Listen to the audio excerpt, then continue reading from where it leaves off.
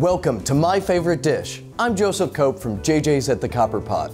One of the first dishes I learned to make when I was like 9 years old was a total classic, bananas Foster or flambe. It's kind of intimidating, it sounds difficult, but once you have a little know-how and confidence from practice, it's really a showstopper you can put on for friends or just make as a simple, delicious treat at the end of a weekend. So let's head to the dining room, see the setup, and get things fired up. So bananas Foster or flambe is really all about preparation when done tableside. This is why we only offer it on advanced special request, because you need to make sure that all your ingredients are set up close by so that you can add them at the right time. Bananas, they soften up pretty darn quick.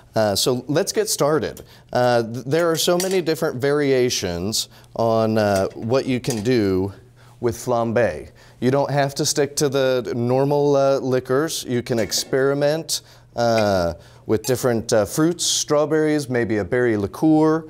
So in the pan we go with our butter. And you want to cook over medium-high heat at this point.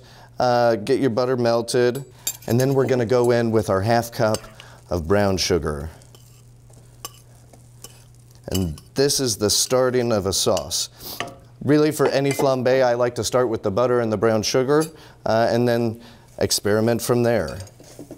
Cherries Jubilee is another classic, using orange juice and cherries and a little bit of Grand Marnier. You want to make sure that you're kind of taking a fork and getting all the brown sugar clumps out as you're mixing around. We could just go ahead and eat that probably, but we're going to go in with 1 ounce of our banana liqueur.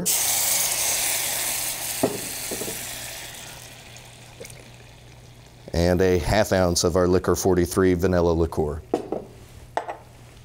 Okay, so we've got that mixed around. We're going to use the halved bananas here. Like I said, you've got to be very delicate, making sure that they don't fall apart. And we're looking at basically probably a minute and a half or so of cooking in this liquid. Just kind of moving around, getting that brown sugar and liquor goodness all incorporated into the bananas. Halfway through cooking, we want to look at just fork tender. So we've got, you know, that side done. Okay. So the bananas are fork tender now. We're going to get ready for plating. So we're going to carefully evacuate the bananas onto our dishes here. Now we've got our sauce. We're getting pretty hot. We're going to pull off just a little bit here. About a ½ ounce of 151. Get that back on the heat because we don't want to lose the heat, because that's going to help flame source when we go to fire. So, and then we're going to go with about 3/4 of an ounce of Myers or dark rum, aged rum. And ready for the show? 1, 2, 3. We have fire. Love it every time. A little bit of cinnamon, like I said, and we've got chestnuts roasting on an open fire. We're burning off the alcohol. If you want to leave some in, that's quite all right. We do that quite often. Give it a little stir, and then if you want, you can kill the fire by pulling it off the heat. Give it in a nice stir, and you don't want to flame it too long, otherwise you'll end up with a very caramelized, almost candied style sauce, and that's not what we're going for. We're looking for still a little bit of liquid there. Grab some ice cream. We've got vanilla bean here, brown butter or pecan ice cream. Absolutely delicious with bananas Foster. Okay, and then for the piece de la resistance, loads of sauce just right over everything.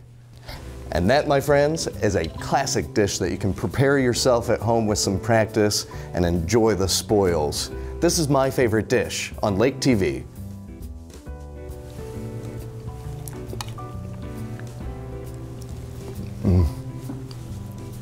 Another bite.